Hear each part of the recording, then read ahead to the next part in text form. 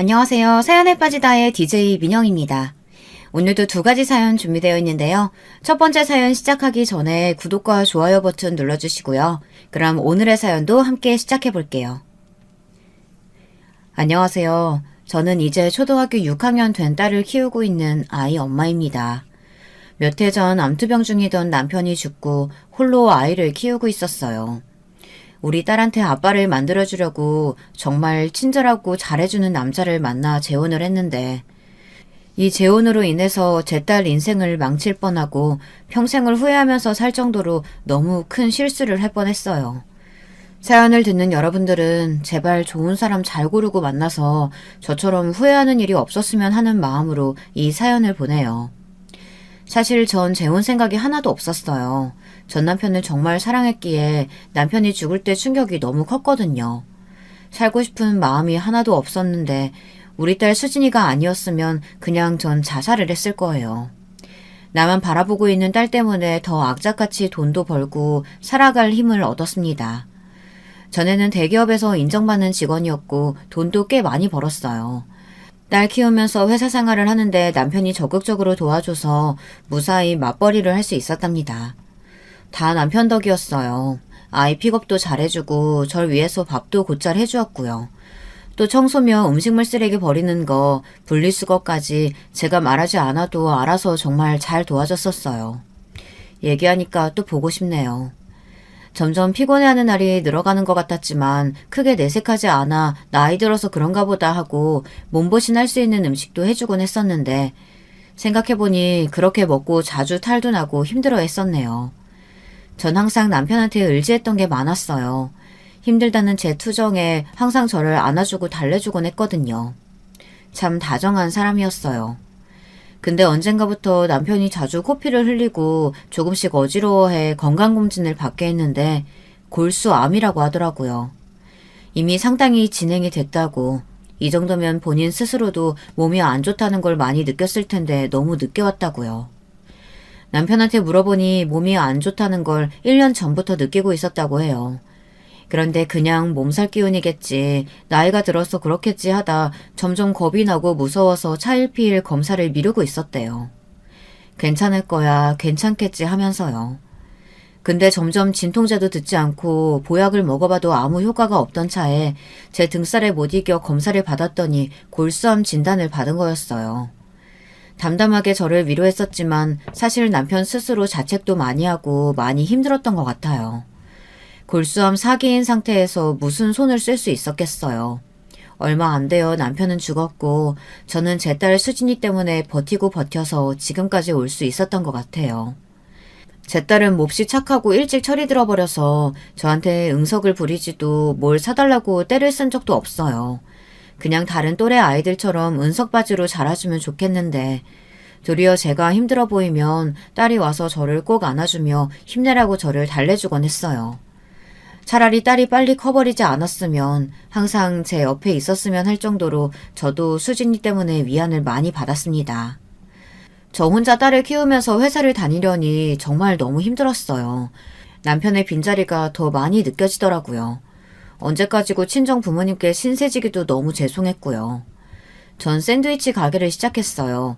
음식 솜씨가 있는 편이었기 때문에 대기업에서 일했던 적성을 살려 마케팅도 신나게 하고 특이한 레시피와 모양으로 소문나서 3개월쯤 지나니까 장사가 잘 되기 시작했어요. 시작한 지 3개월 만에 초기 투자 비용보다 더 벌었으니까 어찌 보면 제 운도 그렇게 나쁘지는 않았던 것 같아요. 가게를 하면서 직원들도 생기니까 딸 키우는데 조금 시간적 여유가 생기더라고요. 한 번은 딸이랑 같이 차를 타고 등교하러 가는데 아빠랑 같이 등교하는 애들을 정말 부러운 듯 보고 있는 걸 봤어요. 말은 하지 않았지만 아빠가 많이 보고 싶은 눈치였죠. 수진이도 아빠가 보고 싶은 모양이구나. 나도 많이 보고 싶어. 아빠가 보고 싶으면 참지 말고 보고 싶다고 얘기해도 돼. 아빠 얘기한다고 해서 엄마 슬퍼하지 않아. 엄마 슬플까봐 아빠 얘기 안 하는 거야? 아빠가 보고 싶지만 아빠 얘기하면 엄마 얼굴이 그늘이 내리는 것 같아서 아빠 얘기하면 할수록 아빠가 더 보고 싶더라고. 난 그런 거 싫어. 엄마가 슬프면 내가 더 슬퍼, 엄마. 혹시 엄마가 재혼했으면 하고 생각해 본 적 있어? 엄마, 난 엄마가 좋아하는 사람 있으면 재혼했으면 좋겠어. 나도 아빠 생기면 좋으니까. 아빠한텐 미안하지만 나는 엄마가 외로운 게 더 싫어. 애가 너무 성숙해져 버린 게 더 마음이 아프더라고요. 친정 부모님도 계속 재혼을 하는 게 좋지 않겠냐고 하시면서 수진이는 우리가 키워주겠다고 하시더군요. 가장 중요한 건 수진이가 한 가족으로 받아들일 수 있는 사람을 찾는 거였어요. 재혼하려고 좀 마음을 먹으니까 갑자기 주변에서 이 사람 저 사람 소개시켜주겠다고 하는 사람들이 나오더라고요. 아이를 좋아하고 친절하고 가정적인 남자를 찾고 싶었어요. 마침 그런 사람을 만나게 돼서 재혼을 했죠. 다른 조건은 크게 중요하지 않았고 딸을 같이 잘 양육할 사람을 찾는 거였어요. 딸이 있다고 하니까 너무 좋아하더라고요. 이상하고 음흉한 이유가 아니라 딸이 있는 걸 반기는 눈치였다고나 해야 하나. 샌드위치 가게를 운영한다고 하니 샌드위치를 진짜 좋아한다고 하더라고요. 시댁 식구들도 만나봤는데 다들 친절하고 좋았어요. 딸아이가 있다고 하니까 귀여운 손주가 생겨 너무 좋다고 하시더라고요. 실제로 수진이를 보여드렸더니 친손주보다 더 귀하고 예뻐해 주셔 마음이 놓였습니다. 내가 복이 있나 보다 하고 다행스럽게만 생각했었는데 바보같이 그런 시커먼 속내들이 있었는진 꿈에도 몰랐던 제가 너무 한심해요. 평소에는 그런 사람들의 검은 속내를 잘 알 수가 없잖아요. 세상에 저는 시동생 때문에 시댁 식구들이 우리를, 수진이를 어떻게 생각하는지 알게 됐어요. 세상에 주변에 전자발찌 찬 사람 보신 적 있으세요? 전 그런 범죄자가 시동생인 줄 알았으면 절대 우리 수진이를 데리고 시댁에 가지 않았을 거예요. 평소에 너무 젠틀하고 우리 수진이를 얼마나 예뻐해주는지 정말 고마웠답니다. 이런 예쁜 조카가 생겨서 너무 기분 좋다고 용돈도 주고 집안 구경, 동네 구경도 시켜줬어요. 너무 친절해서 수진이도 금방 마음의 문을 열었어요. 이제 정말 한 가족이 된 것 같고 내심 속으로 너무 감격이었어요. 근데 너무 섣부른 판단이었더라고요. 꿈에도 생각 못했었는데 새 가족이 생겼으니 가족 사진을 찍자고 하시더라고요. 가족 사진 찍어보신 적 있으세요? 사실 가격이 싼 것도 아니고 몇십만 원씩 드는 돈인데 시댁 식구들이 정말 즐겁게 당연하듯이 사진을 찍자고 하더라고요.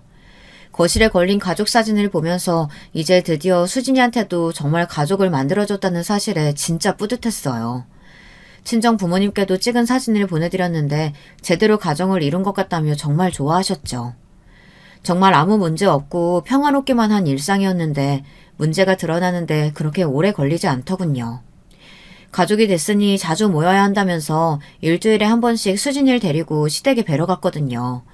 시동생이 자주 방으로 데려가 같이 게임도 하고 공부도 가르쳐주곤 했어요. 시동생이 영어도 잘해서 과외받아도 되겠다 싶을 정도였거든요. 근데 하루는 수진이가 얼굴이 새하얗게 질려서는 저한테 오더라고요. 제 뒤에 숨어서 덜덜 떠는데 느낌이 이상했어요. 애가 땀도 흘리고 엄마 빨리 집에 가요. 빨리요. 계속 이렇게 집에 가자고 보챘어요. 뭔가 무서운 걸 보고 놀란 것처럼 울먹거리고 너무 긴장해 있더니 나중에는 슬슬 열이 나더라고요. 처음엔 뭔가 말하려다가 시동생을 보고 움찍 놀라면서 눈치를 보더니 아프다고 집에 가고 싶다고 하더라고요. 시동생이 갑자기 몸이 안 좋은지 잘 놀고 있다가 그런다며 자기 방에서 쉬게 해도 되겠냐고 하더라고요. 순간 애가 제 옷을 콱 움켜쥐고 덜덜 떨길래 뭔가 잘못됐다는 생각이 들었어요. 집으로 가겠다고 하고 빨리 시댁에서 나왔어요. 남편은 저녁 먹고 오라고 하고 저희끼리 나왔는데 시동생은 수진이가 걱정된다고 하면서 집까지 굳이 데려다 주겠다고 하는 거예요. 괜찮다고 2번이나 거절했는데도 계속 데려다 주려고 하는데 수진이가 너무 불안해하는 것 같아 정말 괜찮다고 하고 빨리 나왔어요. 시동생이 돌아서 가는데 뭔가 동물의 왕국에서 사냥감 놓치고 허무하게 돌아가는 사자 같은 느낌이라고 해야 할까. 뭔가 이상한 생각이 들더라고요. 시동생이 멀어지니까 딸에도 조금씩 안정을 되찾는 것 같았어요. 집에 도착하니까 애가 열이 펄펄 나고 아프더라고요. 뭔가 많이 놀란 것 같았어요. 시댁에서 무슨 일이 있었는지 삼촌이랑 무슨 일이 있었는지 물었는데 애가 계속 말하기를 망설이더라고요. 속 깊은 애가 자기로 인해서 행복한 가정에 문제가 생기면 안 됐다고 생각한 건지 편하게 말 못하고 꾹 참고 있는 게 보여 네가 행복하지 않으면 절대 행복한 가정이 될 수 없는 거라고 얘기해줬더니 펑펑 울더라고요. 삼촌이 이상하다고요. 같이 게임하고 공부하고 놀다가 잠시 쉬자고 하더래요. 같이 촉감놀이 같은 걸 하자고 했대요. 어린애도 아닌데 무슨 촉감놀이지 싶었거든요. 무슨 오일 같은 걸 가져오더니 자기 팔에 바르면서 만져보라고 했다고 하더라고요. 미끄덩하고 느낌이 신기했대요. 처음에는 팔을 만져보라고 하고 그 다음엔 다리, 그 다음엔 시동생 팬티 속에 손을 넣으라고 시켰대요. 싫다고 하니까 직접 손을 잡아서 억지로 넣었다는데 무섭고 힘들었다고 합니다. 재밌지 않냐면서 이상한 소리를 내고 몸을 떨어서 무서웠는데 자기 손으로 오일을 바르더니 수진아 이제 네 차례야. 내 거 만졌으니까 네 것도 만져보자 하면서 바지를 벗기려고 해서 너무 무서워서 뛰쳐나왔다고 하더라고요. 제가 혼자 된 이후 아빠 없는 수진이가 걱정돼서 성교육을 많이 시켰거든요. 수진이가 4학년 때라 2차 성징도 시작될 시기고 요즘 애들 발육도 빠르잖아요. 누가 허락 없이 네 몸을 만지려고 하면 절대 가만히 있으면 안 된다고 신신당부를 했거든요. 선생님이든 누구든 함부로 네 몸을 만지는 건 있어서는 안 되는 일이라고 여러 번 얘기하고 같이 성교육 영상도 많이 봐서 수진이도 알 것 아는데. 그리고 너무 충격적인 얘기를 들어버렸어요. 심지어 삼촌 발목에 이상한 검은 시계 같은 게 있다고 해서 그게 뭘까? 애플워치 같은 건 발목에 차고 있을 리가 없는데 생각했죠. 그러다 뉴스를 보는데 성범죄자 얘기가 나오고 전자발찌에 대한 얘기가 나오더라고요. 갑자기 삼촌 발목에 있는 검은 발찌가 뭔지 감이 오더라고요. 설마 했는데 전자발찌 사진을 캡처해서 삼촌이 발목에 차고 있던 게 이거냐고 물어봤더니 맞다고 하더라고요. 진짜 하늘이 노래진다고 하는 말을 그때 실감했어요. 그러고 보니 수진이가 예쁘다고 계속 따로 방에 데리고 가서 놀고 동네 구경시켜준다고 손잡고 데리고 나가고 했는데 제가 미처 친절함에 속아 그런 속내를 몰랐던 것 같아 저 자신한테 너무 화가 났어요. 전 너무 무서웠어요. 수진이마저 잘못된다면 전 세상 살 이유가 없는데 수진이를 위해서 가족을 만들어주고 싶었을 뿐인데 그게 수진이를 너무나 위험하게 만들었다고 생각하니까 정말 제 자신이 너무 한심스럽더라고요.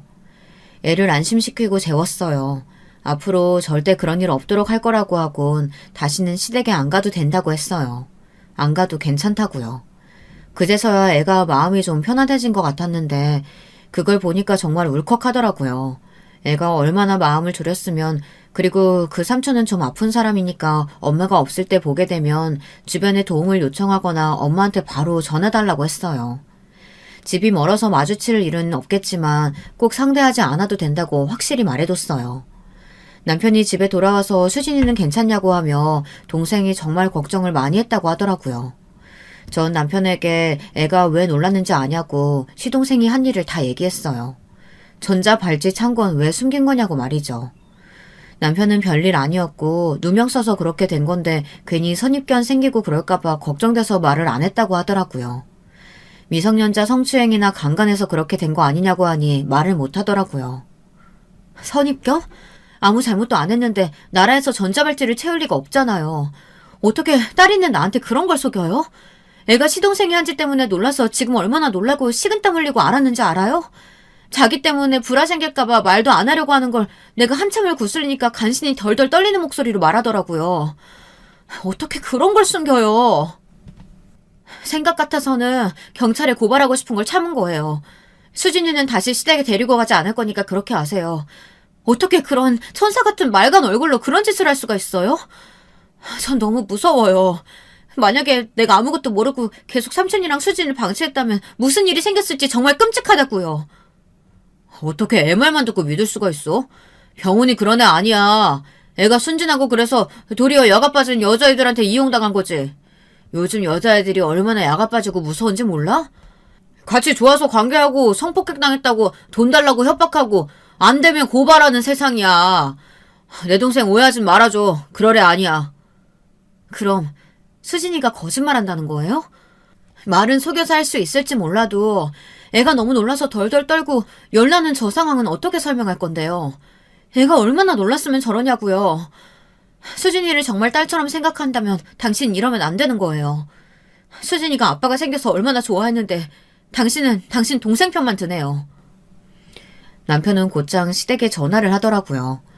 시어머니한테 다짜고짜 병훈이가 수진이를 좀 만진 것 같은데 병훈이 좀 바꿔달라고 하더라고요.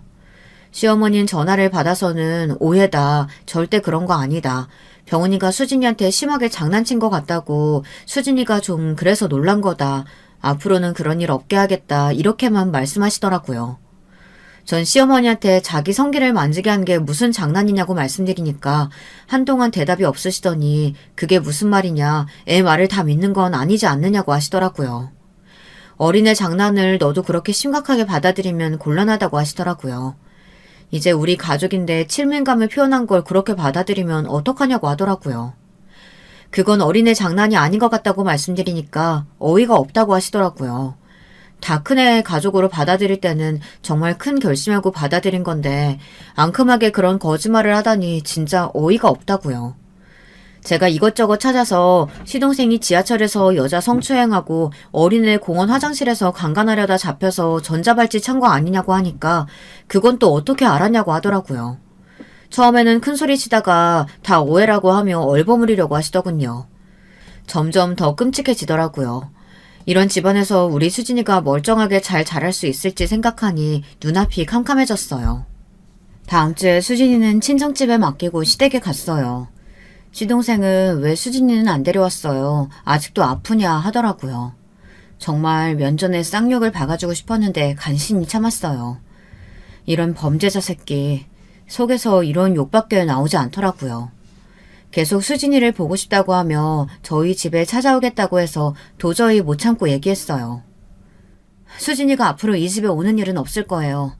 그날 있었던 일 수진이한테 다 들었거든요. 제가 문제 삼지 않는 건 우리가 아직 가족이라고 생각하기 때문이에요. 수진이한테 더 이상의 관심 갖지 않았으면 좋겠네요. 다시 수진이랑 만날 일도 없겠지만 우리 집으로 찾아오지도 마세요. 한 번만 더 이상한 짓 하면 내가 절대 용서 안 할 겁니다. 식탁에서 일어서서 나가는 제 뒤로 이야기하더군요. 친조카도 아닌데 좀 만진 게 뭐 대수냐고 하더라고요. 순간 정말 머리를 총으로 맞은 것 같았어요.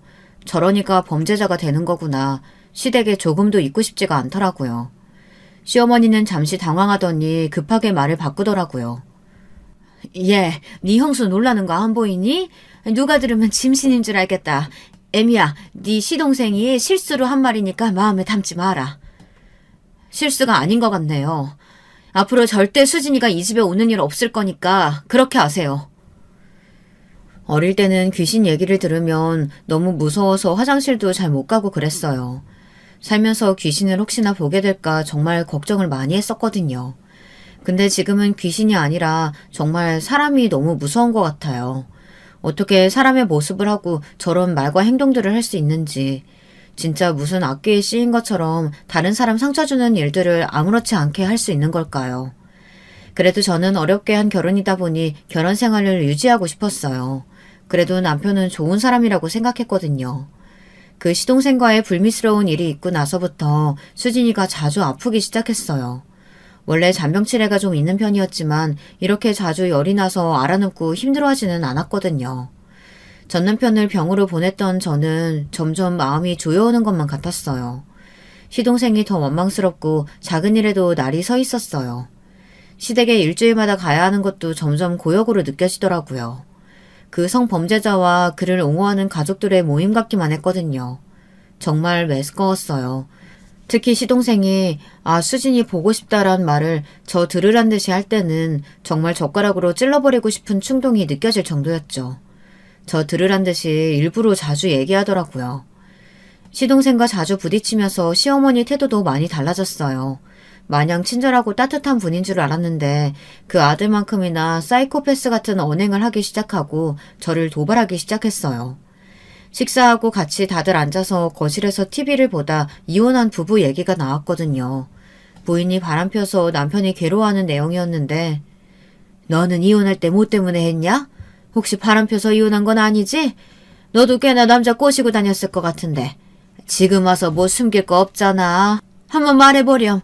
네 남편이 너무 목석 같아서 좀 불만이지 않니?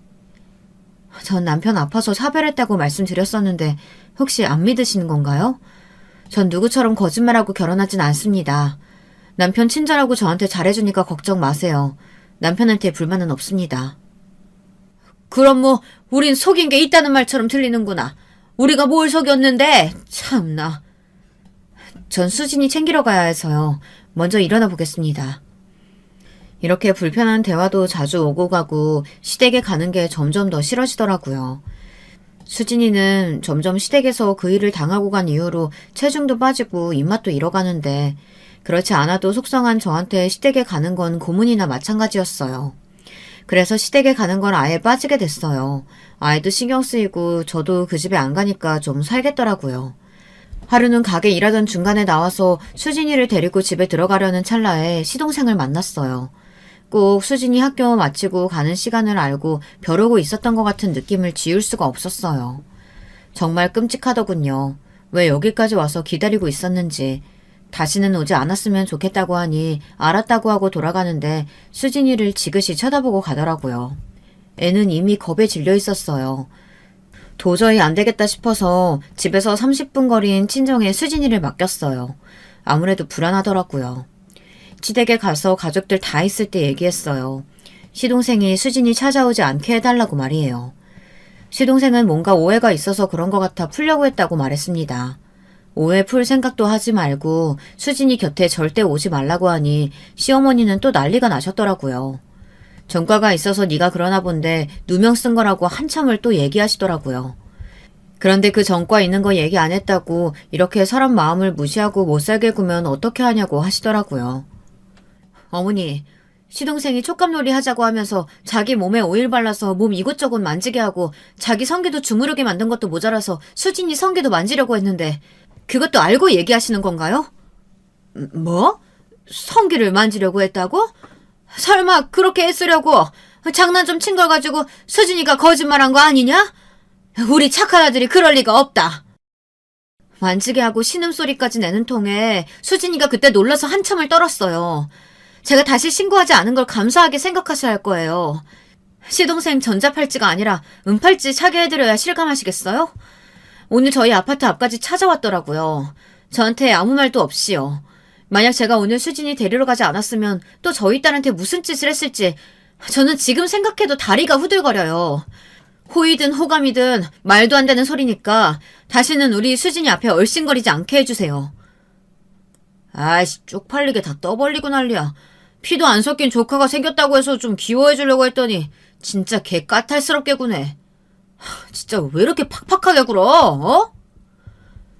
너도 그만해 임마. 장난이 너무 심하잖아.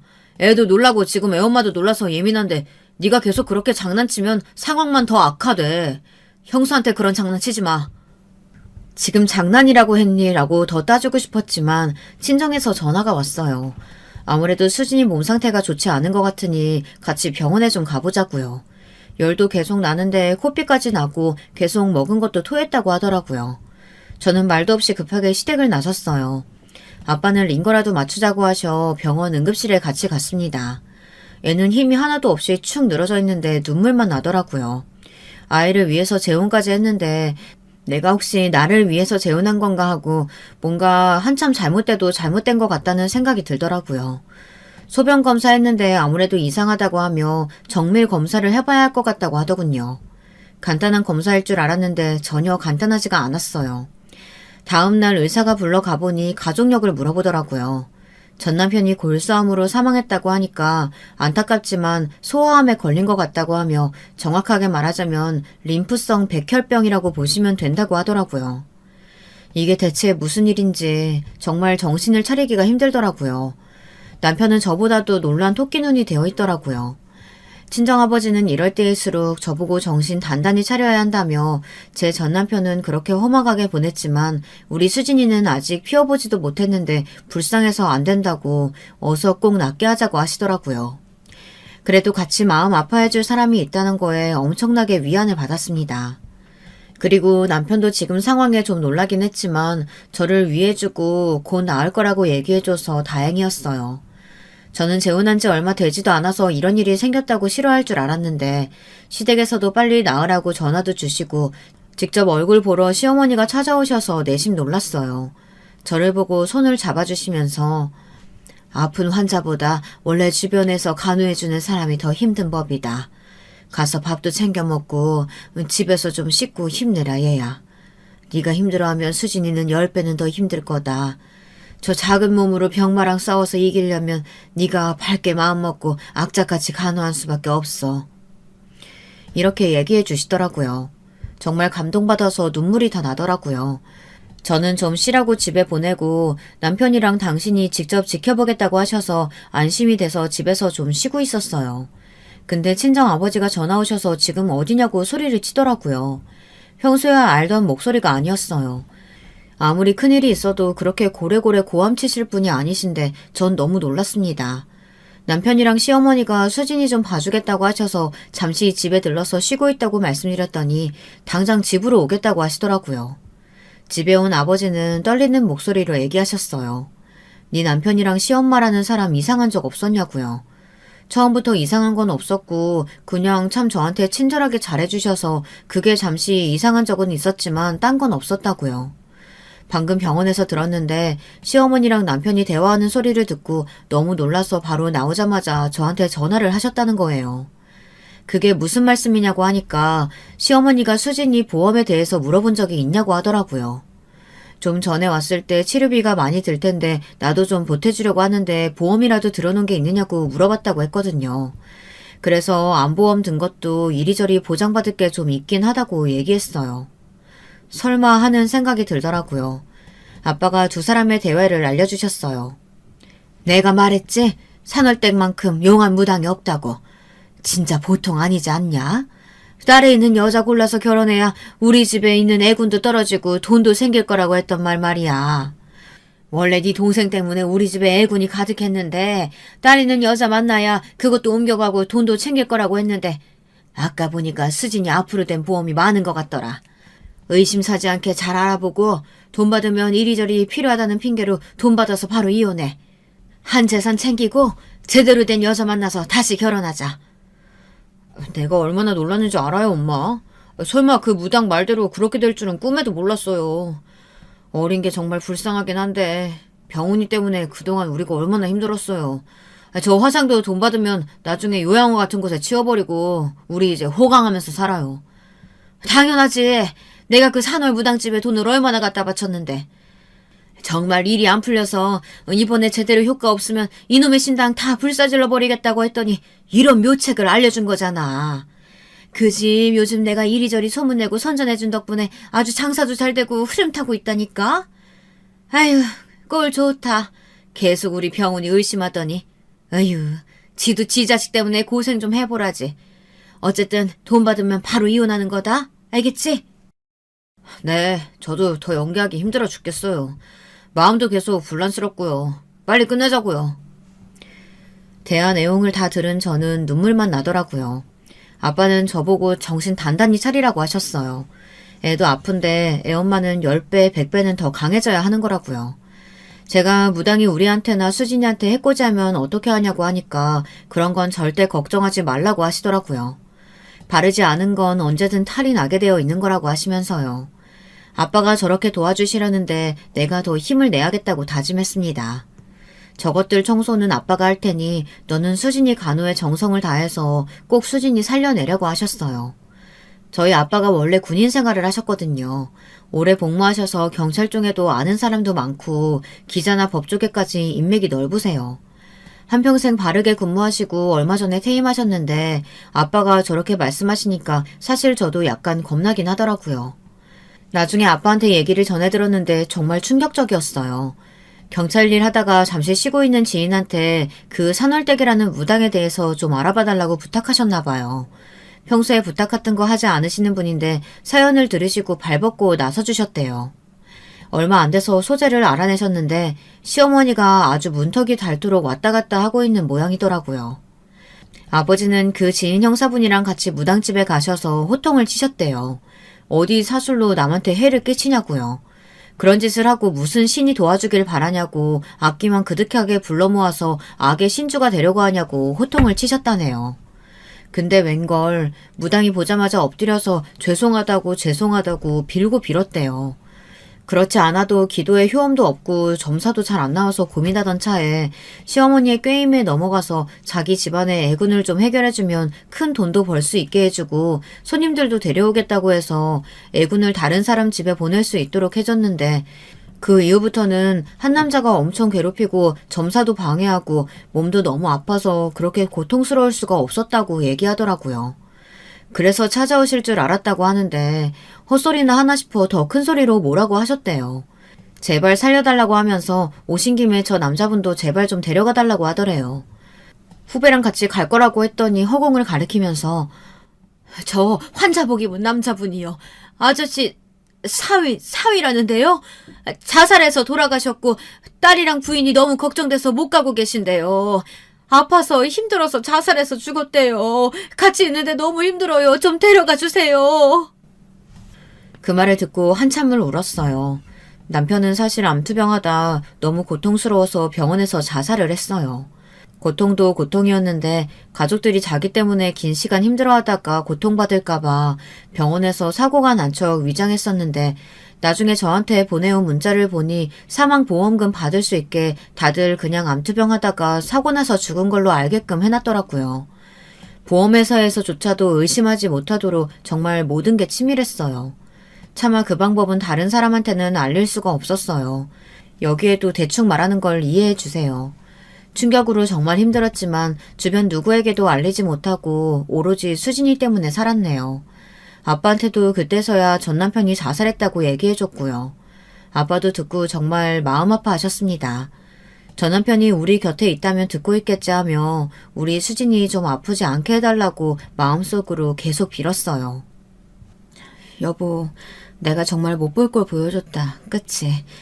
수진이 덜 외롭게 아빠 만들어주려는 마음밖에 없었는데 난 왜 이렇게 사람 보는 눈이 없을까? 정말 미안해 여보. 우리 때문에 걱정돼서 못 가는 거라면 우리 수진이 아프지 않게 해주고 가.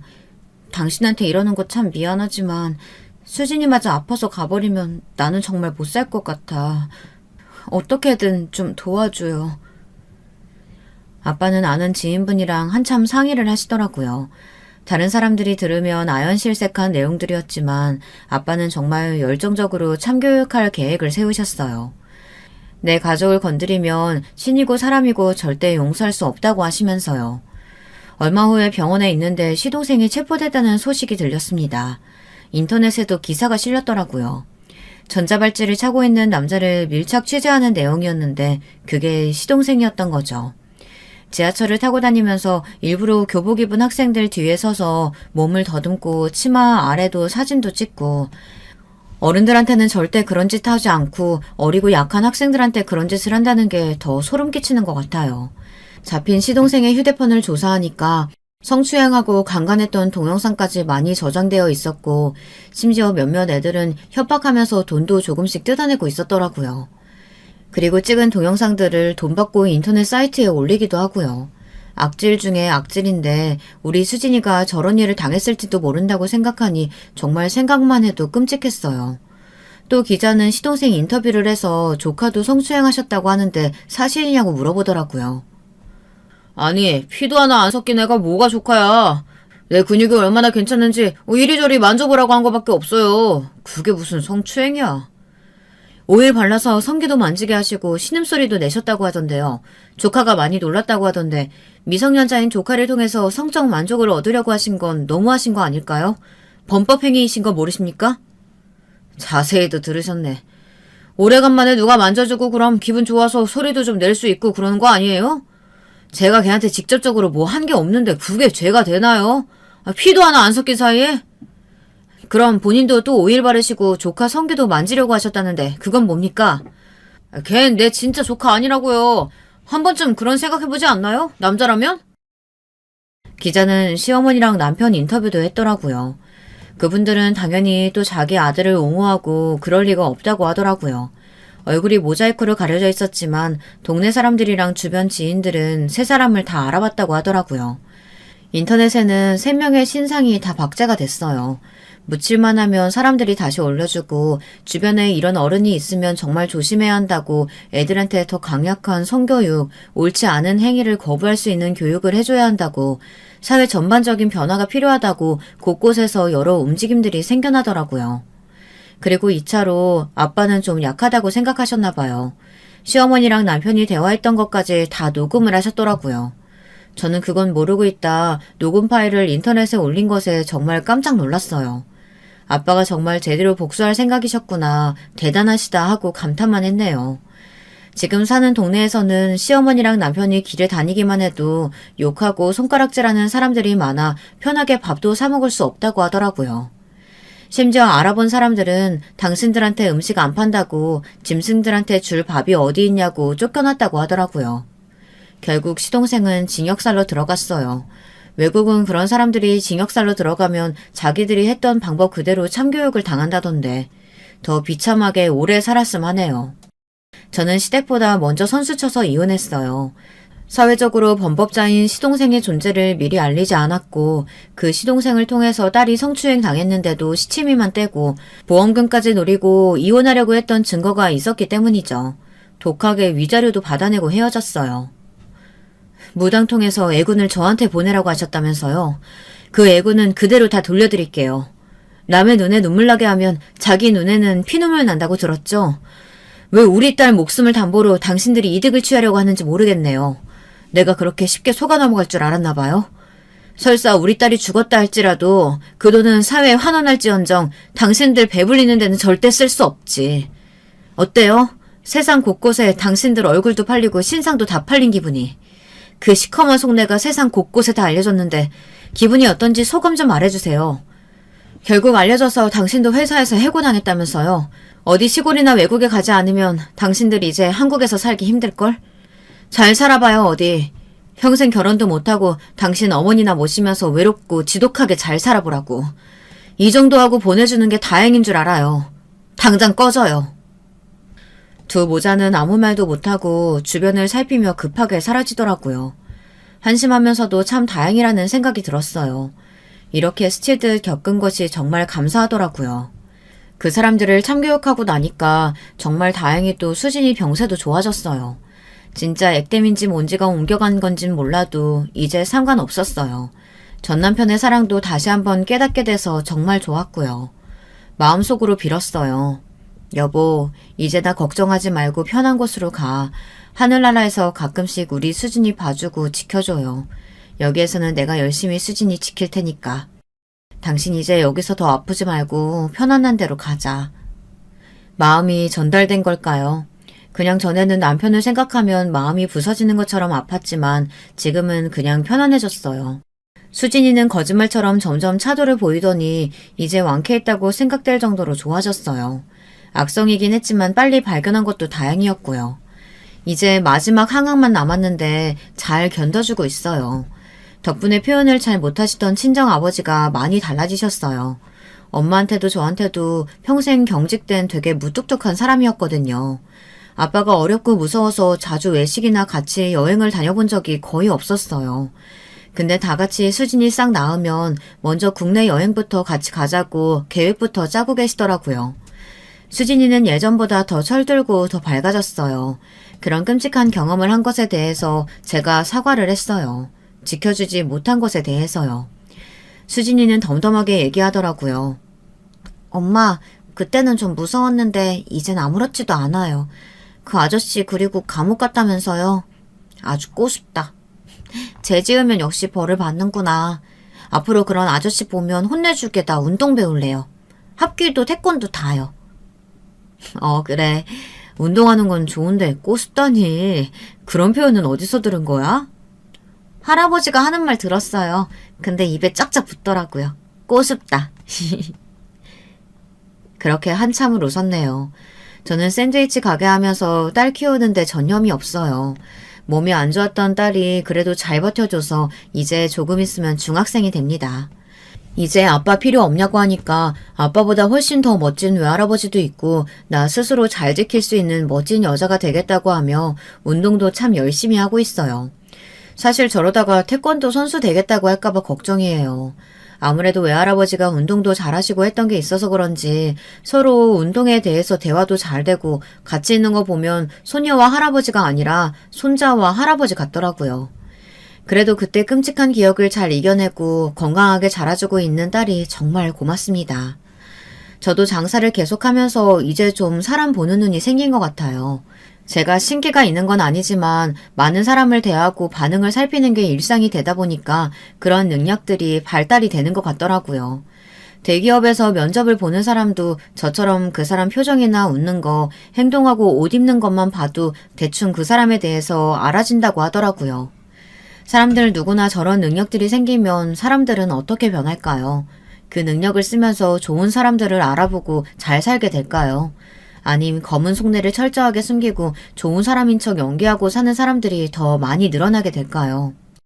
나중에 AI가 상용화되어서 그 사람의 거짓말과 속내를 다 알 수 있게 되면 사람들이 자주 하는 선의의 거짓말과 하얀 거짓말 같은 것들을 구별하거나 판독해낼 수 있을까요?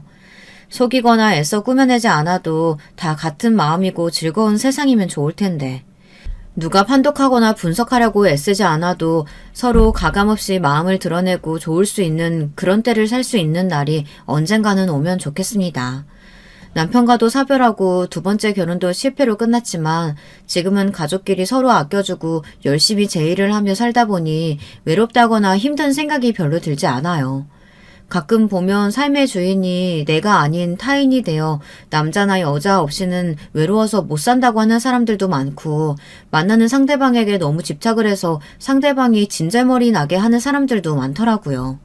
자기 삶과 일에 열중하면서 사랑도 하면 참 좋을 텐데 그런 부분에 미숙한 사람들이 많다 보니 연애나 사랑이 어렵다는 말이 나오는 게 아닌가 싶어요. 내가 없는 내 삶만큼 비천한 살도 없다는 생각을 하기 때문에 이렇게 열정적으로 가정을 꾸려나가고 자식을 키워나가는 제 자신을 정말 기특하게 생각하고 자주 선물도 해주고 맛있는 것도 먹여주면서 아껴주곤 한답니다. 제가 행복해지는 소소한 것들을 잊지 않고 찾아서 하고 있어요. 여러분들도 하루하루 그런 삶을 살아가시면 좋겠다는 생각으로 사연을 남깁니다. 비하인드인데 아빠한테 호통 듣고 정신 차리신 그 산월댁인가 하시는 분은 남한테 해끼치며 사는 선택을 잠깐 하셨다가 크게 후회하시고 반성을 하셨대요. 저는 토속신앙을 믿진 않지만 모든 게 아예 없는 걸 지어낸 거라고는 생각하지 않아요. 그분이 자기가 살기 위해 남한테 해를 입히려고 하셨다가 크게 반성하시고 점집하던 곳에서 기도를 계속 올리면서 찾아오는 사람들한테 이제 점을 봐주시는 게 아니라 명상도 시키고 마음의 짐을 벗고 삶을 열심히 살아갈 수 있게 격려도 해주고 조언도 해주는 일을 하셔서 멋지다는 생각이 들더라고요. 그래서 도리어 더 사람도 많이 모이고 돈도 잘 벌고 계신다고 하네요. 그리고 자신이 과거에 했던 남한테 해를 끼치더라도 자신이 이득을 보면 그만이지 하며 양심을 속였던 모든 게 결국은 나한테 돌아온다는 얘기를 기도하는 사람들한테도 계속 해주신대요. 선택은 자유지만 그 모든 선택은 나에게 다시 돌아온다는 얘기를 해주셔서 당연한 이야기 같지만 지금의 내 모습에 괴로워하고 힘들어하는 그 모든 게 결국은 내가 선택한 결과로 인한 거라는 걸, 그리고 다른 선택을 해야 변화가 생기기 시작한다고 일깨워준다고 하네요. 들으면서 참 멋있는 분이다 생각했어요. 실수는 누구나 하는데 내가 한 실수를 인정하고 또 다른 사람들에게 그걸 이야기한다는 게 쉬운 건 아니니까요. 그래서 저도 제가 한 경험을 이렇게 얘기해봐야겠다는 생각이 들었어요. 항상 삶은 선택의 문제인 것 같아요. 인생에는 다양한 결론들이 펼쳐져 있고 내가 어떤 선택을 하느냐에 따라서 우리는 그에 따른 결론에 도달하게 되죠. 처음엔 괜찮은 선택인 줄 알았다가도 뒤돌아보아서는 깨닫기도 하고 선택이 잘못됐다는 걸 알면서도 애써 모른 척 괜찮은 결과가 나오기를 기대하고 또 문제없이 보이면 괜찮은 척 꾸미고 살다 나중에는 그 모든 게 드러나서 후회하고 수치스러워하는 게 인생의 대부분의 모습인 것 같기도 하고요.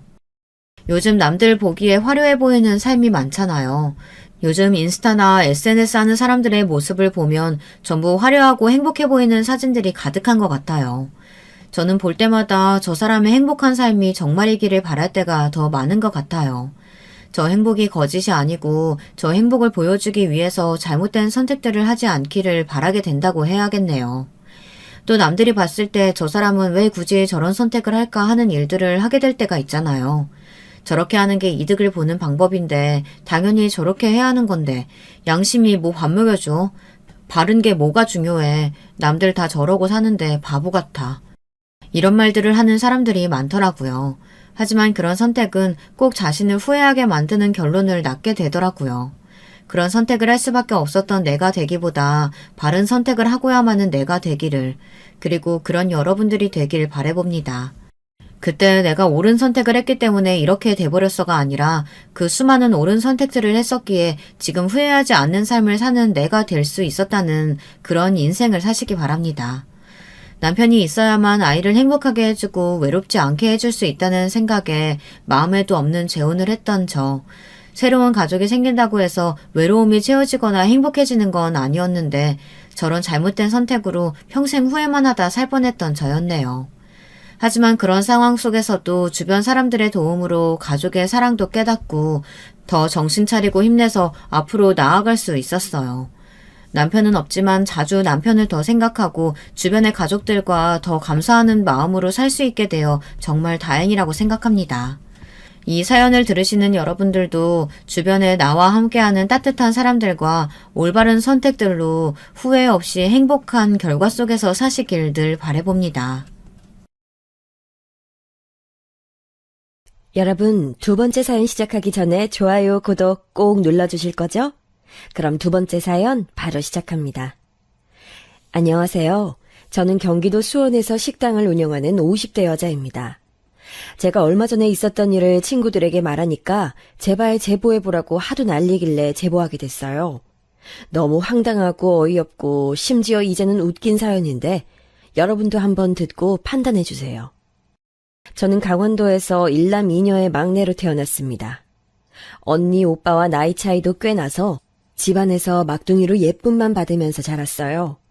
부모님은 식당을 하셨는데 제가 어렸을 때는 그냥 동네에서 하던 식당이 점점 단골도 많아지고 우리 지역이 관광 수요가 많아지면서 크게 확장하게 됐습니다.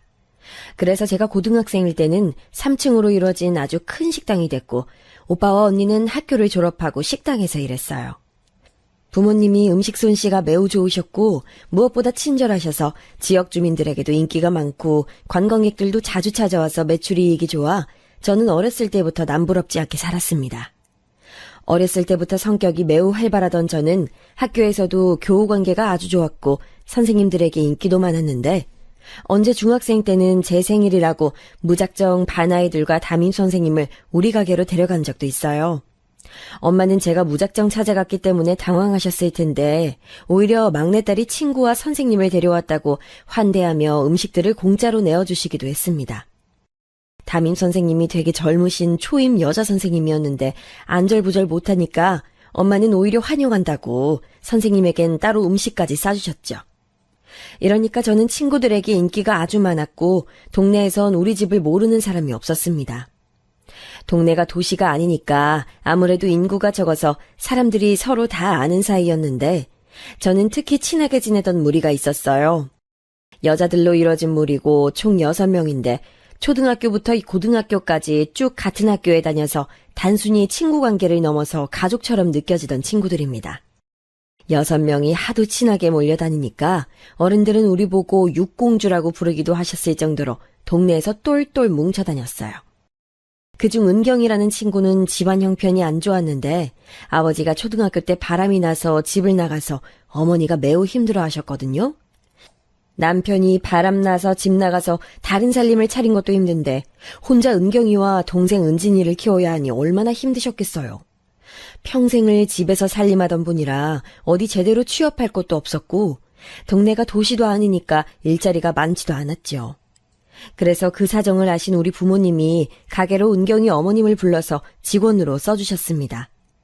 또 무리 중 희경이라는 친구의 언니가 서울대를 다녀서 방학마다 우리 공부도 무료로 봐주고 서로 가족들끼리 친밀한 관계를 유지하고 돕고 살았어요. 명절 때는 시간 되면 우리 집으로 다 모여서 식당에서 크게 놀기도 하고 즐거운 학창시절을 보냈습니다. 그리고 저는 고등학교를 졸업하고 대학에 가지 않고 식당에서 일하려고 했는데 언니와 오빠가 무조건 대학을 가라고 하더라고요. 식당 돕는 것은 본인들이 할 테니 저보고는 대학에 진학해서 공부하라고 했는데 저는 좀 당황했습니다. 이럴 거면 미리 공부하라고 말을 했어야지 갑자기 대학 원서 쓸 때가 되니 대학에 가라는 거예요. 저는 안타깝게도 공부머리가 있지 않아서 고등학생 때도 펑펑 놀기 바빴거든요.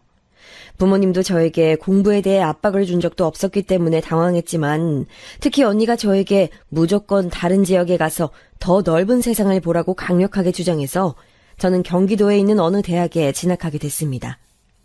어떻게 보면 떠밀려서 가게 된 건데 대학 생활이 생각보다 훨씬 재밌어서 저는 언니에게 고마운 마음이 들었어요. 학교 앞에서 자취하며 친구들하고 노는데 그게 얼마나 재미있던지 공부는 안 하고 놀기만 했던 기억이 나요. 방학 때는 고향으로 가서 친구들도 만나고 식당 일도 도우며 살았는데 학창시절 무리는 그 지역에서 계속 사는 친구들이 많았습니다. 그중 하나는 고등학교 때 만나던 남자친구와 아기를 가져서 졸업하고 바로 결혼해서 사는 친구도 있었어요. 제가 식당에 나오면 엄마는 뭘 돕냐고 가서 놀라고 하셨는데 저는 성격 자체가 활발하고 또 가족들이 저에겐 힘든 일을 안 시켰기 때문에 괜찮았습니다. 그러다 어느 날 제가 여름방학에 고향에 가서 식당에서 일을 도우며 어떤 혼자 온 남자의 주문을 받게 됐어요. 여행 오셨어요? 혼자 오신 것 같아서요. 예, 원래 친구랑 오기로 했는데 친구가 갑자기 급한 일이 생겨서 혼자 오게 됐어요. 그러셨구나. 혹시 어디 갈 예정이세요? 제가 여기 토박이라 잘 알아요. 저는 원래 손님들하고 얘기하는 것을 좋아해서 먼저 말을 거는 경우가 많아 저를 보러 오는 단골 손님도 많았는데 이날도 그래서 무작정 말을 했더니 그분도 되게 잘 받아주시더라고요. 그래서 혼자 왔겠다, 식당에 사람도 없겠다, 앞에 앉아서 대화하는데 얘기가 굉장히 잘 통했습니다. 얼굴도 잘생겼는데 대화까지 잘 되니까 전 너무 좋아서 같이 여행하자고 했어요. 지금 생각해보면 미친 짓 같은데 그때는 저도 어려서 가능했던 일 같습니다. 그렇게 종일 여행하게 됐는데 진짜 놀랐던 점이 있었어요. 바로 그 남자와 제가 같은 학교에 다닌다는 사실이었습니다. 그 소리를 듣고 너무 놀라서 길을 걷다 소리를 지를 정도였는데 전공은 달라서 단과대가 달랐지만 그래도 같은 학교에 다닌다니까 저는 그게 뭐라고 그렇게 기쁘더라고요. 그 인연으로 저는 개강하고 학교에 가서도 그 남자, 이름은 준혁이고 저와 동갑이었어요. 자주 만나게 되었고 그대로 준혁이는 저의 첫 남자친구가 됐습니다. 그 뒤로는 남들이 연애하던 것처럼 매우 평범하게 연애했는데 시험 기간엔 같이 도서관에서 공부도 하고 맛있는 것도 먹으러 다니고 시간 나면 서울로 여행도 가고 하면서 즐겁게 지냈어요. 중간에 준혁이가 군대에 가야 해서 저는 그것도 다 기다려줬고 제가 먼저 취업해서도 계속 사귀었습니다. 제 전공은 그냥 어문 계열이었는데 사실 저는 취업하는 게 별로 내키지 않아서 자취방이랑 가까웠던 중소기업에 취업하게 됐어요. 그래야 준혁이도 자주 볼 수 있었고 또 서울을 막연히 두려워서 최대한 변하지 않는 환경을 원했기 때문에 그렇게 결정했습니다. 그리고 제가 먼저 취업했으니까 아무래도 학생인 준혁이보단 돈이 많아서 데이트 비용도 다 제가 내면서 연애했어요. 준혁이와 사귀면서 알게 된 사실은 준혁이가 생각보다 집안 사정이 좋지 않다는 점이었는데 학비도 본인이 내야 해서 방학 때는 공사장에 가서 일하면서 비용을 보태기도 했습니다. 그걸 아니까 최대한 데이트 비용은 제가 다 내려고 했었죠. 집에서 넉넉하게 용돈을 보내주었기 때문에 취업 전에도 저는 항상 돈이 부족한 적은 없었기 때문에 가능했습니다. 하지만 문제가 있었는데 바로 제 직장이었어요. 사무직으로 일했었는데 활발하고 움직이는 것을 좋아하던 저에게는 너무 맞지 않아서 다니는 게 너무나도 힘들었습니다. 종일 앉아서 머리에 들어오지도 않는 서류들을 보고 상사들의 비위를 맞추는 현실이 힘들어서 나중에는 사무실에 들어가지 않고 복도를 서성이기도 했어요. 물론 직장 생활이 쉬운 게 어디 있겠어요. 돈 버는 건 다 힘든 일이고 즐겁지 않다는 것을 알지만 제 성향과 사무직은 상극이라는 것을 알게 됐습니다. 이 고민을 가족들에게 얘기했더니 처음엔 직장 생활이 다 그렇다고 하며 저를 설득했지만 제가 시간이 지나도 너무 힘들어하니 나중엔 고향으로 오라고 했습니다. 그런데 저는 그 당시 남자친구를 너무 좋아해서 고향으로 가긴 싫어서 억지로 직장 생활을 이어갔어요. 하루하루가 너무 힘들고 평생을 이렇게 살아야 하나 힘들어하니 갑자기 엄마가 저에게 말을 꺼냈습니다. 안 그래도 가게가 잘 돼서 분점을 내려고 하는데 저보고 운영해보는 게 어떠냐는 말이었어요. 언니와 둘이 경기도에서 자리를 잡으라고 하더라고요. 저는 싫을 이유가 없었기 때문에 언니와 함께 대학을 나온 수원에서 같이 가게 분점을 열어 운영하게 됐습니다. 회사에 가서 사표를 내고 우리 가게에 가서 종일 일을 배우고 언니와 같이 여기저기 돌아다니면서 잘해보자고 다짐했었죠. 그렇게 가게를 열게 됐는데 확실히 유명한 가게의 분점이고 우리가 사장님의 딸들이라니까 다들 믿고 와주셨고 특히 여행 가서 먹었는데 이제 집 근처에서 먹을 수 있다고 좋아한 분들도 많았습니다. 부모님의 식당 운영 방식인 친절함과 청결함을 유지하려고 너무나도 노력했고 그게 손님들도 느껴지셨는지 가게는 생각보다 더 잘 됐어요. 남자친구는 졸업하고 직장에 취업했는데 거리가 멀지 않아 서로 학생 때보다 더 자주 만났죠. 그러다 언니가 소개로 형부를 만나 결혼했는데 형부의 직장이 서울이라 언니도 서울로 가게 됐고 자연스럽게 제가 식당의 사장님이 됐습니다. 언니가 없으니까 더 정신 차리고 일하려고 노력했고 저는 사무직보다 자영업이 잘 맞았는지 가게 매출도 좋았어요. 남친도 우리 가게로 와서 저를 많이 도와줬고 고향에서 부모님이 오셔서 봤을 때도 제가 운영을 잘하고 있다고 마음에 들어 하셨죠. 그렇게 3년 정도 지나고 식당도 자리 잡게 돼서 저는 남자친구에게 결혼하자고 제안했습니다. 남자친구네 집안 사정이 좋지 않다는 것은 저도 알고 있었지만 그때는 제가 어디 가서 이런 남자를 만나지 못할 거란 생각이 강했어요. 남자친구는 본인 집이 돈이 없다는 걸 알고 있었고 그것 때문에 저에게 결혼하잔 말을 못하는 것 같아서 제가 먼저 말을 꺼냈어요. 제가 결혼하자고 하니 남자친구는 너무 놀라면서 그래도 되냐고 묻더라고요.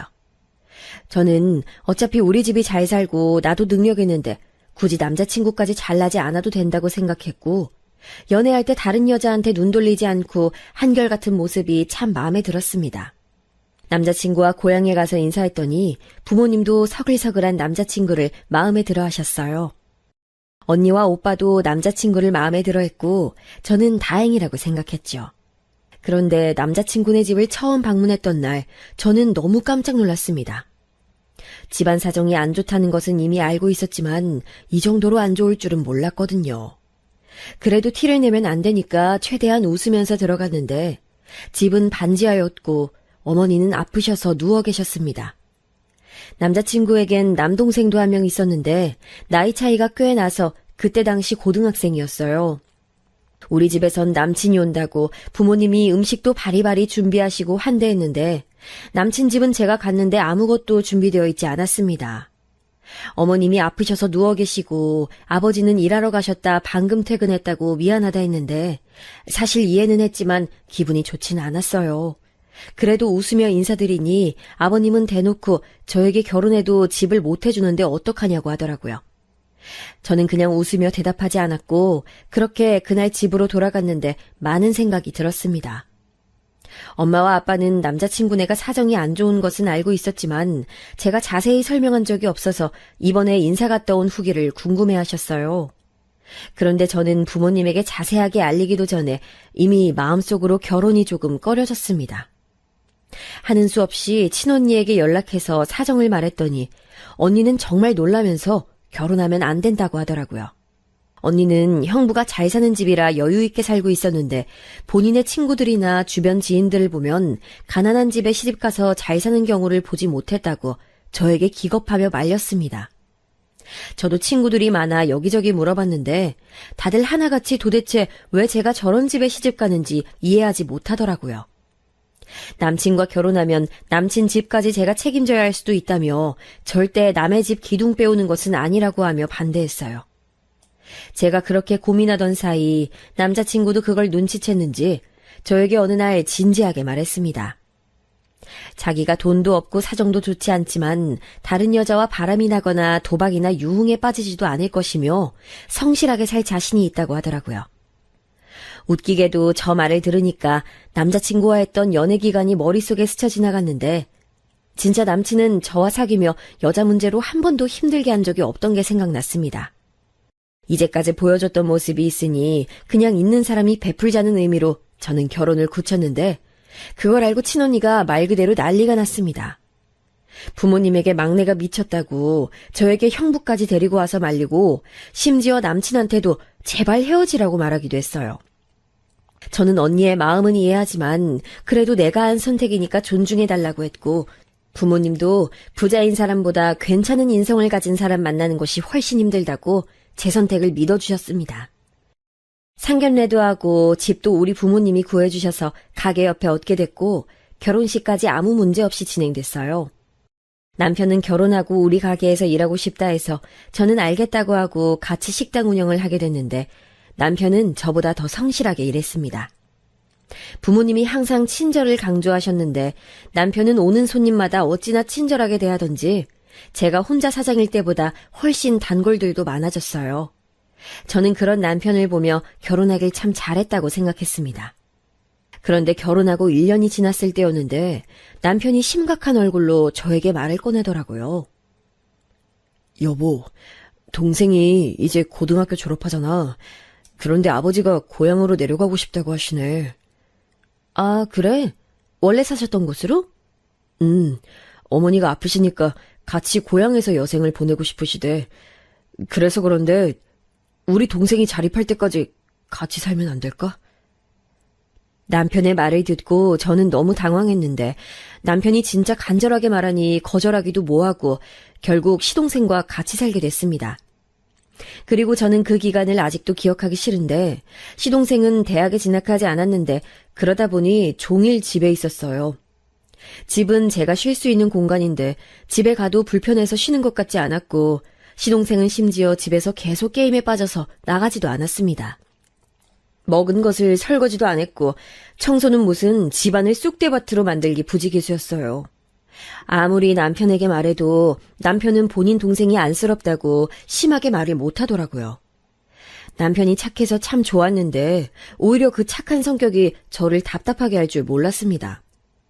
새벽에 잠을 자야 다음 날에 힘내서 가게에 나갈 수 있는데 시동생이 새벽 내내 게임을 해서 깊게 잘 수도 없었어요. 어느 날엔 지친 몸을 이끌고 집에 왔더니 거실에 과자 봉지가 나뒹굴고 집에서 담배까지 피웠는지 담배 냄새가 진동했습니다.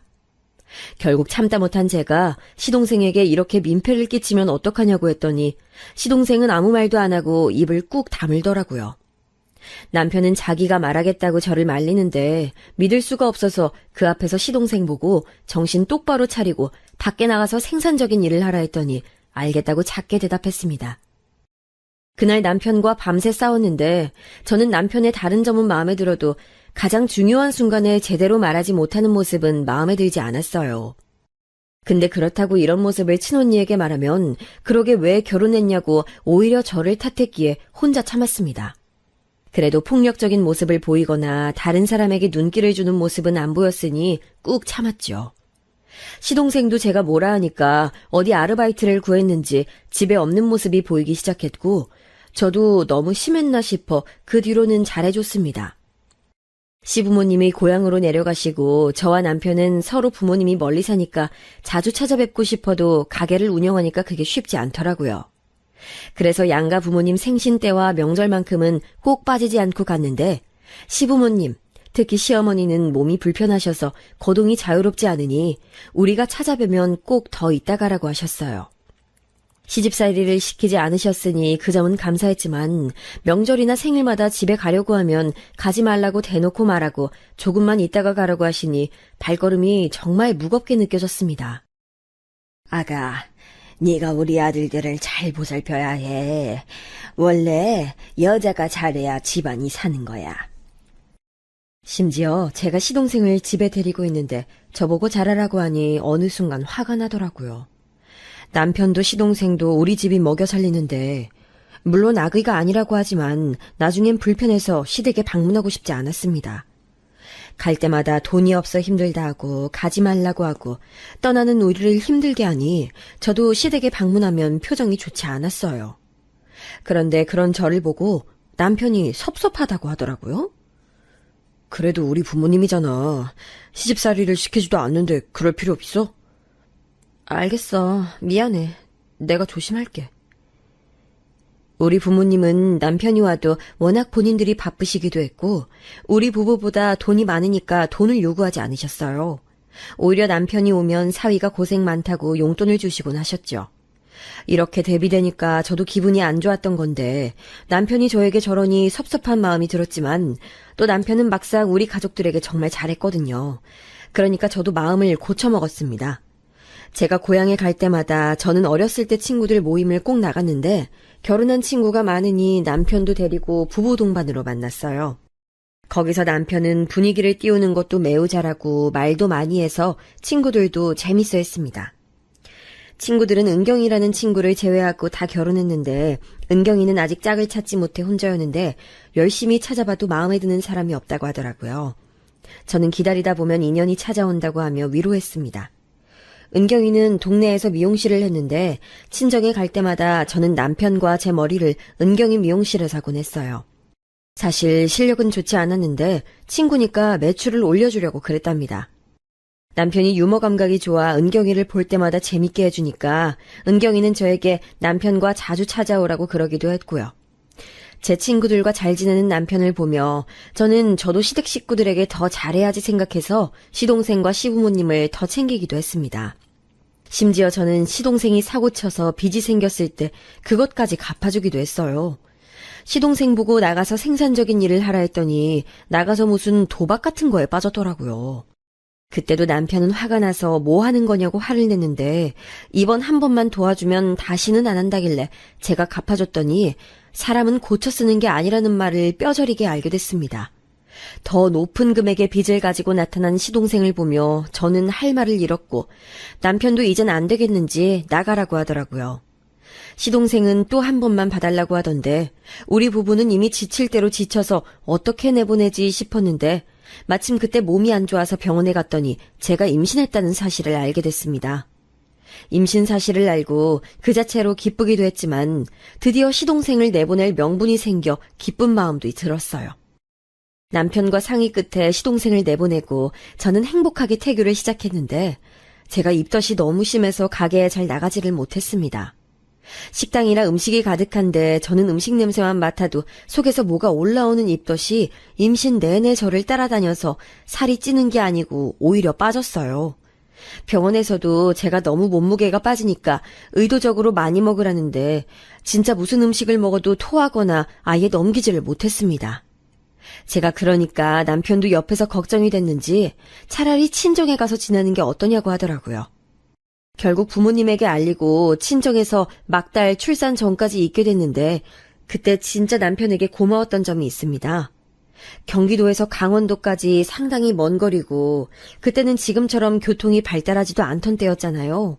그런데 주말마다 저를 보러 와줬어요. 부모님 옆에 있으니까 저도 마음이 편해서 조금씩 먹을 수 있었고 남편도 매주 저를 보러 오니까 입덧은 계속돼도 버틸 수 있었습니다. 남편은 저를 보러 오면 하룻밤 자고 갔는데 제가 고향에 있으니 친구들을 자주 만났는데 거기에도 꾸준히 얼굴을 비춰서 친구들이 저에게 결혼 잘했다고 하기도 했죠. 저는 남편과 가족들 그리고 고향 친구들의 도움으로 아주 건강하게 딸을 출산하게 됐습니다. 제가 하도 임신기간을 힘들게 보내서 미숙아로 태어날까 고민했던 시간이 아까울 만큼 딸은 어디 아픈 것도 없이 너무나도 건강하게 태어나서 어찌나 기뻤는지 몰라요. 오빠와 언니 자식들은 아들이라 부모님도 제 아이가 딸이라 기뻐하셨어요. 저도 막내였는데 우리 딸까지 집에서 막내니까 내리사랑을 많이 받아 아주 밝은 성격으로 자라게 됐습니다. 그런데 한 가지 문제가 있었는데 바로 딸의 양육에 대한 문제였어요. 저와 남편은 둘 다 가게를 운영하니 아이를 제대로 봐줄 수가 없었습니다. 가게에 데리고 가자니 불을 사용해서 아이가 위험할 것 같았고 아이 정서에도 좋지 않을 것 같았죠. 그렇다고 양가 부모님의 도움을 받을 수도 없어서 고민이 많던 저는 하다못해 시동생이라도 다시 집으로 부를까 생각했답니다. 하지만 그때 시동생은 여전히 사고치고 돌아다니며 간간히 우리에게 연락이 오면 안 봐도 돈 달라는 신호여서 맡길 수가 없었어요. 남편과 제가 가게를 비우고 한 명씩 돌아가며 봐줄까 생각해도 가게를 운영하시는 분들은 아실 텐데 주인이 가게에 없으면 가게가 돌아가질 않아요. 안 그래도 저는 임신기간 때 친정에 있던 몇 달 동안 가게에 가지 않아서 단골들이 제가 없다고 발길을 끄는 분들도 계셨거든요. 우리 집이 전국적으로 유명한 브랜드의 분점이 아니다 보니 주인이 있어야 손님들도 좋아하셨습니다. 이렇게 남편과 저는 고민에 빠졌는데 그때 우리 부부에게 구세주가 나타났어요. 바로 고향 친구 은경이었습니다. 은경이는 제 고민을 듣더니 자기가 마침 거처를 옮기려고 준비 중이었다며 미용실을 열기 전에 자기가 아이를 봐주겠다는 거예요. 은경이는 결혼을 매우 하고 싶어 했는데 고향은 아무래도 도시가 아니니까 은경이 마음에 드는 남자가 별로 없기도 했고 은경이는 예전부터 도시에서 생활하는 것을 부러워했거든요. 저는 은경이가 우리 딸을 봐준다니까 아는 사람이고 워낙 오래 봤던 사이라 마음 놓고 맡길 수 있어서 얼마나 좋았는지 모르겠습니다. 그래서 은경이가 자리 잡고 미용실을 열기 전까지 우리 아이를 봐달라고 했고 그렇게 은경이와 같이 우리 집에서 살게 됐죠. 남편에게 말하니까 남편도 좋은 생각이라고. 사실 그 방법이 아니면 돌도 되지 않은 아이를 어린이집에 보내야 하니 선택지도 없다고 하더라고요. 그렇게 은경이는 우리 집으로 와서 우리 아이를 돌봤는데 제 친구지만 아이를 잘 돌보긴 했습니다. 제가 처음에 친언니에게 은경이가 와서 아이를 봐주기로 했다니까 언닌 처음에 되게 반대하더라고요. 아무리 친해도 아이를 맡기면 반드시 감정이 상하기 마련이라고. 언니는 돈을 주고 사람을 구하라고 했는데 저는 언니의 말도 존중했지만 아는 사람에게 아이를 맡기고 싶었습니다. 언니의 우려와 달리 은경이는 제 양육 방식을 존중해 주어 오히려 제가 은경이에게 하고 싶은 대로 행동하라고 할 정도였어요. 임신했을 때 저를 뱃속에서 힘들게 했던 우리 딸은 막상 세상에 나오니까 참 순해서 잘 울지도 않는 아이였습니다. 가만히 밥만 주면 잠도 중간에 깨지 않고 울어도 조금만 안아주면 금방 그치던 순한 아이라 은경이가 보기 편하다고 할 정도였어요. 덕분에 은경이도 어렵지 않게 아이를 볼 수 있었다고 합니다. 워낙 은경이와는 제가 초등학교도 입학하기 전부터 친했고 가족들끼리도 아는 사이라 저도 마음 놓고 가게에 나갈 수 있었어요. 보통 아이를 봐주는 사람들에게 주는 돈보다 섭섭하지 않게 챙겨주어 은경이도 우리 집에서 아이를 돌보며 미용실을 열 곳을 쉽게 알아볼 수 있다고 했습니다. 그렇게 아이가 4살 때까지 은경이가 우리 집에 거주하며 돌봐줬는데 고향에 갈 일이 있으면 은경이도 같이 고향에 갔어요. 우리 사정을 들은 친구들은 이래서 고향 친구가 좋은 거라 했는데 저도 그 말에 동의했습니다. 은경이 어머님은 몸이 안 좋아지셔서 더 우리 가게에서 일하시진 않았지만 그동안 우리 집이 도움을 주었는데 보답할 수 있어 기분이 좋다고 은경이가 친구들 앞에서 저를 높이 치켜 세워주니 참 부끄러우면서도 고맙더라고요. 대학 동기들하고도 여전히 잘 지냈지만 확실히 고향 친구들처럼 마음 편한 관계는 없어서 또 다른 가족이라고 생각하며 저도 친구들에게 더 잘하려고 노력했습니다. 은경이 너 그럼 미용실은 어떻게 된 거야? 지금 미진이 집 근처에서 알아봤더니 마땅한 곳이 없어서 아예 서울로 가거나 다른 곳으로 갈지 생각 중이야. 은경이는 실제로 우리 집 주변에서 미용실을 운영하려고 했는데 원하는 조건을 다 맞추려면 집 주변은 힘들겠더라고요. 그래서 은경이 마음 편한 대로 하라고 하고 지내다가 우리 딸이 유치원에 입학할 나이가 됐습니다. 속으로 은경이 마음 상하지 않게 어떻게 전달하지 생각했는데 은경이가 의외로 말을 꺼내더라고요. 아이가 이제 유치원에 갈 나이가 됐으니 자기가 안 봐줘도 될 것 같다 해서 저는 얼마나 고마웠는지 모르겠습니다. 은경이는 우리 집을 나가 새로 집을 구하게 됐는데 아무래도 혼자 사니까 외로웠는지 우리 집에 자주 와서 예전처럼 같이 살고 잠만 따로 자는 경우가 되었지만 저도 아이도 은경이를 좋아하니까 아무렇지도 않았어요. 오히려 남편이 불편할까 걱정됐는데 남편도 은경이가 호탕하고 재밌다며 반겨주어 눈치 보지 않고 은경이와 집 와서 놀 수 있었습니다. 은경이는 미용실도 미용실이지만 남자를 만나서 결혼하는 것도 되게 원했기 때문에 저와 고향 친구들은 주변을 수소문해서 괜찮은 남자를 구하려고 애를 썼어요. 처음엔 은경이도 친구들이 남자를 구해왔다고 한번 만나보라고 하면 적극적으로 만났는데 나중엔 별 반응이 없더라고요. 심지어 자기는 혼자 살아도 상관없다며 저희에게 굳이 남자를 알아봐주지 않아도 된다고 했습니다. 저도 은경이가 모임 친구 중에 혼자만 남자가 없으니 당연히 신경이 쓰여서 대학 동기들에게 물어보기도 하고 가게 손님 중에 괜찮은 사람이 있으면 말도 꺼내봤지만 은경이에게 번번이 거절당했어요. 저희는 우리가 너무 부담을 준 것 같아 미안해서 나중에 사과하기도 했는데 은경이는 그냥 우리에게 오히려 미안해서 그렇다고 본인이 알아서 인연을 찾겠다고 했습니다.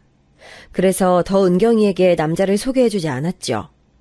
그렇게 부부 동반 모임이 있으면 은경이는 혼자 나오지 않거나 혹은 혼자 나와서 자리를 지켰는데 아무도 눈치 주지 않았고 소외되지 않게 노력했어요. 어느덧 아이가 유치원도 졸업하고 초등학교에 입학했는데 그때도 은경이와 우리 부부는 가깝게 지냈습니다.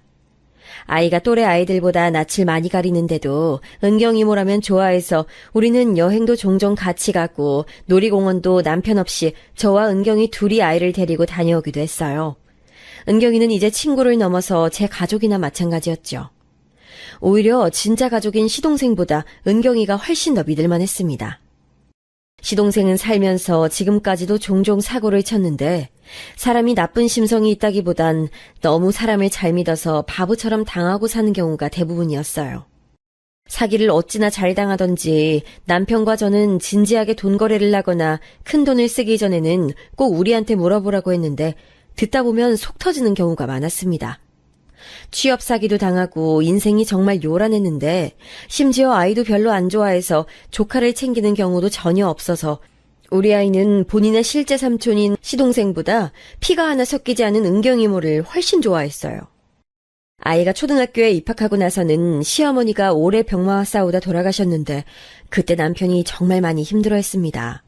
그래서 저도 옆에서 많이 의지가 될 수 있게 노력했고 우리 친정에서도 남편을 많이 돌봐줬어요. 가게에 나오지 않아도 되니 마음을 추스르라고 했고 남편은 실제로 머리를 비우겠다고 일주일 정도 고향에서 올라오지 않았습니다. 그렇게 집안에 크고 작은 대소사가 있었고 아이가 초등학교 3학년이 되었을 때였는데 어느 날 은경이가 저를 혼자 조심스럽게 찾아왔어요. 바로 그 주 주말에 같이 고향에 가기로 했는데 저를 찾아와서 혹시 무슨 일이 있냐고 했더니 은경이는 저에게 귓속말로 속삭였습니다. 미진아, 나 결혼하는데 도와줄 수 있어? 뭐라고? 결혼?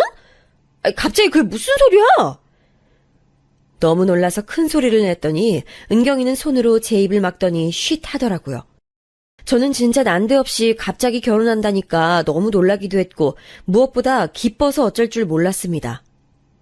아니, 야 진짜 너무 축하해. 어디서 만난 거야? 누구야? 소개 먼저 해줘. 진짜 대박이다. 아직 부끄러워서 말해줄게. 그런데 내가 나이도 있으니 밝히는 게 쉽지 않아서 그러는데 애들한텐 비밀로 해줄 수 있어? 알겠어. 걱정하지 마. 아무한테도 알리지 않을게. 나만 믿어. 은경이는 늦게 하는 결혼이니 신중히 하고 싶다며 저에게만 알려준다고 했습니다. 저는 그 말을 듣고 은경이가 저를 신뢰하는 것이 느껴져서 얼마나 고마웠는지 몰라요. 속으로 아직 혼자 고향 친구 중에 시집을 못 가서 걱정했는데 이렇게 좋은 소식을 가져와서 진짜 다행이라고 생각했습니다. 그래서 혹시 내가 도울 일이 있으면 언제든지 말하라고 했더니 저밖에 없다고 은경이는 이것저것 물어보더라고요. 저는 신나서 결혼식 장소는 어디였고 상견례는 어디서 했으며 한복과 예단을 어떻게 했는지 아주 상세하게 알려줬습니다. 알려주는 것에서 끝나지 않고 맨 처음부터 은경이의 결혼 준비를 도와줬어요. 일단 예산이 어느 정도 되냐니까 제 생각보다 예산이 많아서 예식장도 서울에 있는 고급 예식장에 같이 투어를 가기도 했습니다. 제가 예비신랑은 어떤 사람이냐 하니까 다정하고 섬세하다는 거예요. 그래서 그 말을 듣고 저도 살아보니까 다정한 게 최고라고 했더니 막 웃더라고요. 확실히 결혼 준비를 하는 은경이를 보니 표정도 훨씬 밝아지고 설레해서 옆에서 보는 저도 기분이 좋았습니다. 은경이가 아무한테도 말하지 말라고 부탁해서 저는 남편에게도 입을 딱 다물고 우리 엄마와 심지어 누구보다 저에 대해 잘 알고 있는 우리 언니한테도 비밀로 했어요.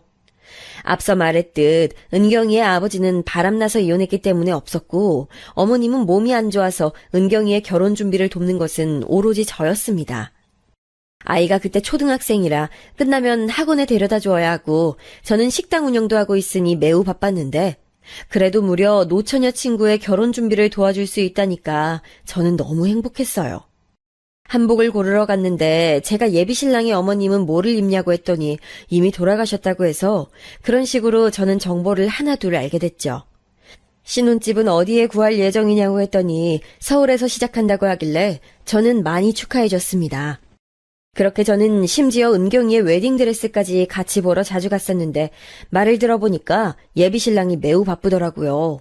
한복도 같이 고르고 웨딩드레스도 같이 고르고 예식장도 제가 같이 가서 혼주밥까지 같이 먹어보고 마치 제가 결혼하는 것처럼 바로 옆에서 많이 도와줬습니다. 다행히 예단은 생략한 데서 그건 알아보지 않았지만 혼수는 같이 보러 갔어요.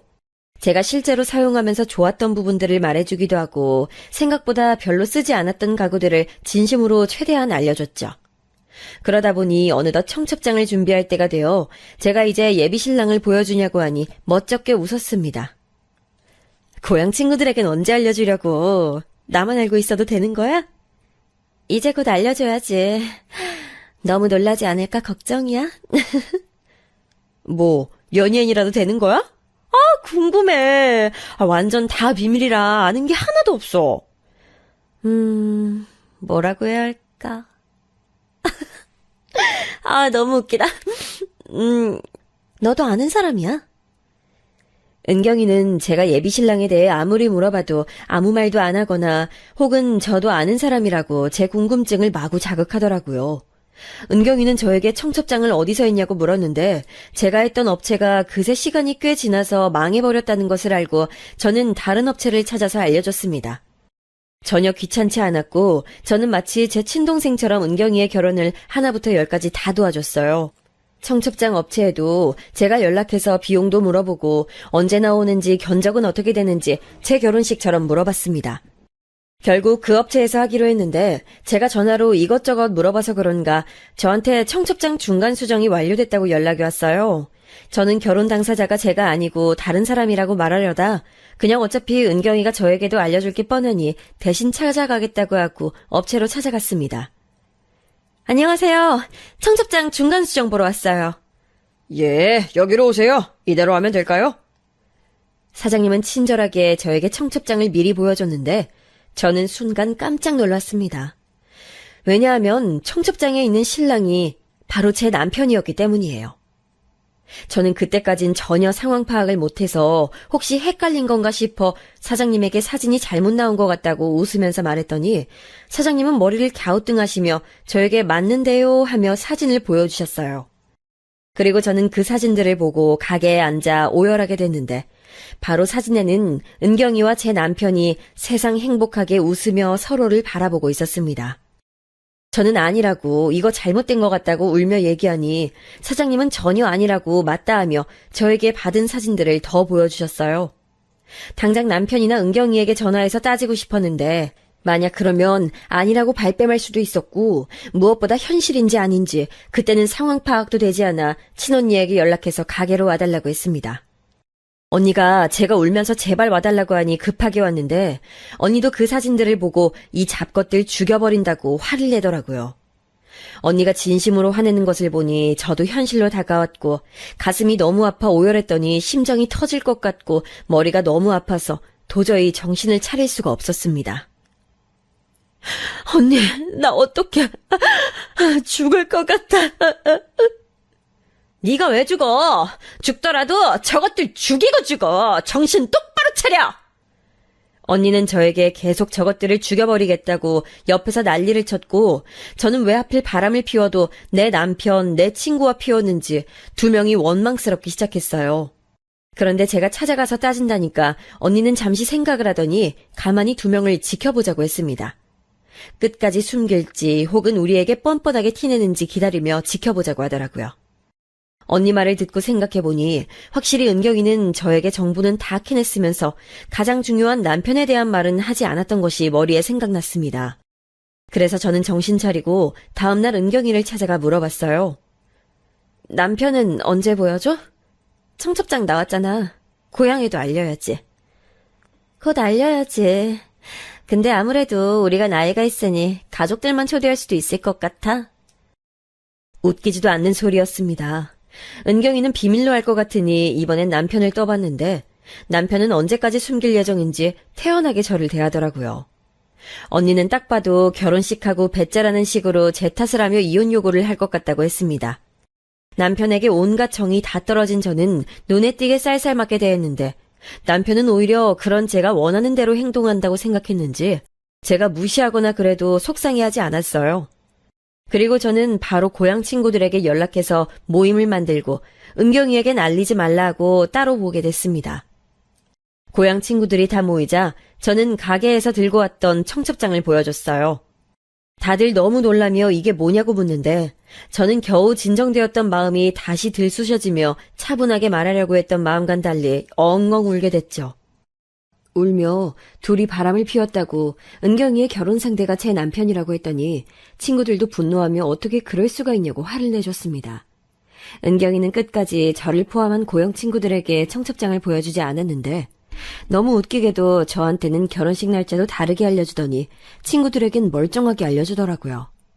시어머니가 돌아가시고 남편이 머리가 복잡해서 힘들어한 줄 알았더니 알고 봤더니 바람이 나서 노느라 그랬다는 것을 알게 되고 배신감에 쉽게 잠들지도 못하고 뜬 눈으로 밤을 새워가며 결혼식 당일만 기다렸습니다. 자기가 놓은 덫에 자기가 걸린다는 말 아시죠? 은경이가 염치 없이 저에게 결혼 준비를 다 물어봐서 저는 이미 예식장 장소도 알고 있었고 심지어 제가 제 결혼처럼 이것저것 다 물어봤었기 때문에 저는 예식장 직원의 번호도 알고 있었습니다. 저는 결혼식 전날 직원에게 연락해서 영상이 바뀌었다고 하고 영상을 바꿨는데 이것은 우리 언니의 생각이었어요. 카메라를 응시하고 결혼 진심으로 축하해 우리 딸의 아빠인 내 남편 그리고 내 고향 친구 은경아 담백하게 말한 영상이었는데 이걸 결혼식장에서 틀어달라 했어요. 직원은 워낙 제가 많이 연락했던 탓에 알겠다고 하고 드디어 결혼식 날이 됐습니다.